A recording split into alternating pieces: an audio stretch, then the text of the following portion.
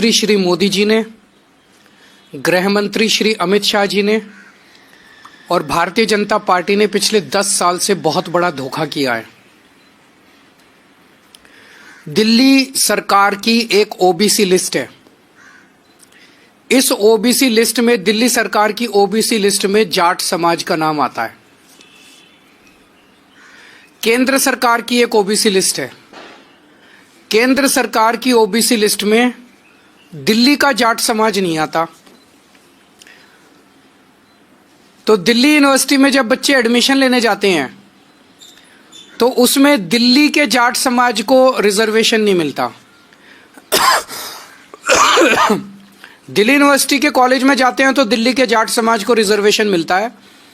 केंद्र सरकार के किसी भी कॉलेज में या यूनिवर्सिटी में जाते हैं या केंद्र सरकार की किसी भी संस्था जैसे दिल्ली पुलिस हो गई, डीडी हो गई, उसमें नौकरी लेने जाते हैं तो दिल्ली के जाट समाज को उसमें रिजर्वेशन नहीं मिलता। बड़ी इंटरेस्टिंग बात यह है कि राजस्थान का जो जाट समाज है उनका नाम केंद्र की ओबीसी लिस्ट में है। तो दिल्ली यूनिवर्सिटी में जब एडमिशन लेने जाते हैं तो राजस्थान के जाट समाज को रिजर्वेशन मिलता है दिल्ली के कॉलेज में। दिल्ली के जाट समाज को दिल्ली के कॉलेज में रिजर्वेशन नहीं मिलता। ये तो हमारे पूरे दिल्ली के जाट समाज के भाइयों के साथ, बहनों के साथ बहुत बड़ा अन्याय है।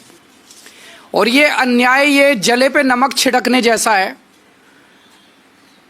कि 4 बार पिछले 10 साल में प्रधानमंत्री जी ने अपने घर बुला के और अमित शाह जी ने जाट समाज के नेताओं को आश्वासन दिया, भरोसा दिया, वचन दिया, गारंटी दी कि दिल्ली के जाट समाज को केंद्र की ओबीसी लिस्ट के अंदर डाला जाएगा।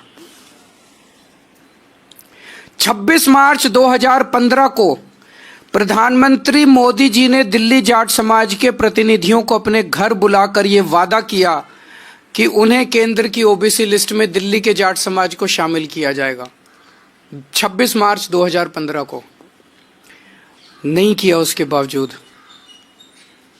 8 फरवरी 2017 को अमित शाह जी ने यूपी चुनाव से पहले चौधरी वीरेंद्र सिंह के घर फिर से दिल्ली और देश के जाट नेताओं को यह वादा किया कि जो स्टेट लिस्ट में ओबीसी जाती हैं उनको केंद्र की लिस्ट में जोड़ा जाएगा। फिर भी नहीं किया। 2019 के लोकसभा चुनाव से पहले दिल्ली में प्रवेश वर्मा के आवास पर अमित शाह ने जाट नेताओं से मिले, फिर वादा किया कि दिल्ली के जाट समाज को केंद्र की ओबीसी लिस्ट में शामिल किया जाएगा। फिर धोखा दिया, फिर नहीं किया। 2022 में दिल्ली में फिर सैकड़ों जाट नेताओं को बुलाकर अमित शाह जी मिले और वादा किया और फिर से धोखा दे दिया।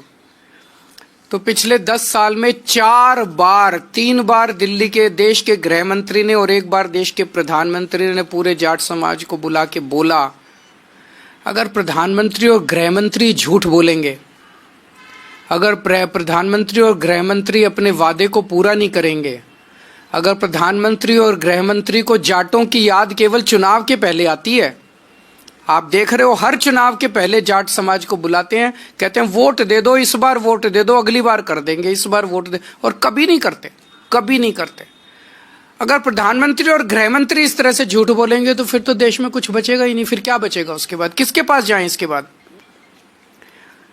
अब ये बड़े मजे की बात है, जैसे मैंने बताया कि दिल्ली पुलिस में राजस्थान के जाट समाज को रिजर्वेशन मिलता है, दिल्ली के जाट समाज को नहीं मिलता। एनडीएमसी में, डीडीए में, सफदरजंग अस्पताल में, ऑल इंडिया मेडिकल में राजस्थान के जाट समाज को रिजर्वेशन मिलता है, दिल्ली के जाट समाज को नहीं मिलता। दिल्ली के अंदर दिल्ली वालों को रिजर्वेशन नहीं मिलता, बाहर वालों को मिलता है। भाई ऐसा क्यों? तो मैंने कल प्रधानमंत्री जी को चिट्ठी लिखी है, उस चिट्ठी की कॉपी अभी आप सब लोगों को बांट दी जाएगी। मैंने प्रधानमंत्री जी को उनके वादे, उनके और अमित शाह जी के वादे याद दिलाए हैं कि आप ये वादा पूरा कीजिए और जाट समाज के साथ धोखा किया गया है। जाट समाज के साथ साथ 5 और जातियां हैं जो दिल्ली की स्टेट लिस्ट में हैं और केंद्र की स्टेट लिस्ट में नहीं है। ये है रावत, रोनियार, रायतंवर, चारण और ओड। इनको भी दिल्ली की केंद्र सरकार के जितने संस्थान हैं वहां पे रिजर्वेशन नहीं मिलता। ये भी दिल्ली की ओबीसी लिस्ट में है, केंद्र की ओबीसी लिस्ट में नहीं है। तो जाट समाज के साथ साथ इन अन्य 5 जातियों को भी इसमें शामिल किया जाए, ताकि इन जातियों के युवाओं को भी शिक्षा में और रोजगार में उचित अवसर केंद्र सरकार के संस्थानों में भी मिलने लगे। दिल्ली में केंद्र सरकार की 7 यूनिवर्सिटी हैं, दिल्ली यूनिवर्सिटी के कई कॉलेज हैं, Delhi police, NDMC, DDA, AIIMS, Safdarjung, Rammanohar Lohia जैसे कई केंद्र सरकार के संस्थान हैं जहां पे रिजर्वेशन इन लोगों को मिल सकता है, जिसमें शिक्षा और रोजगार में इन लोगों को रिजर्वेशन मिल सकता है। तो हमारा निवेदन है कि जो धोखा 10 साल से भारतीय जनता पार्टी दिल्ली के जाट समाज को देती आ रही है, वो धोखा देना बंद करें, अपने पुराने वादे पूरे करें। और अगर पूरे नहीं करेंगे तो आज केजरीवाल दिल्ली के पूरे जाट समाज को ये वादा कर रहा है कि मैं आपके लिए संघर्ष करूंगा और मैं केंद्र सरकार से करवा के लेके आऊंगा, चाहे मुझे इसके लिए जो मर्जी करना पड़े। अगर कोई प्रश्न है तो आप बताइए। दिल्ली का चुनाव आम आदमी पार्टी और बीजेपी के बीच में है, ये इंडिया गठबंधन का चुनाव नहीं है। जो भी हमें समर्थन मिल रहा है, मैं उन सभी पार्टियों का दिल से शुक्रिया अदा करता हूं। वो हमें समर्थन दे रहे हैं।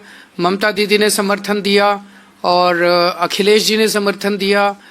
मैंने इसमें मीडिया में ही देखा है कि शायद ठाकरे जी की भी पार्टी शायद समर्थन दे रही है। मैं सब लोगों का शुक्रिया अदा करता हूं, जो हमें आशीर्वाद दे रहे हैं, जो हमें समर्थन दे रहे हैं। कर लें, वो बस केस ही करने के लिए। वो बीजेपी उनको कहती है, वो तो बीजेपी का मोहरा है। बीजेपी कहती है चेस के अंदर 1 कदम चल तो वो 1 कदम चलता है, वो कहते हैं 2 कदम चल तो वो 2 कदम चलता है, वो कहते हैं राइट मुड़ जाओ तो वो राइट मुड़ जाता है, वो कहते हैं लेफ्ट मुड़ जाता है, वो कहते हैं केस कर क्या तो वो केस करता है, वो कहते हैं इन आदमियों को खरीद ले तो वो आदमी तो वो तो।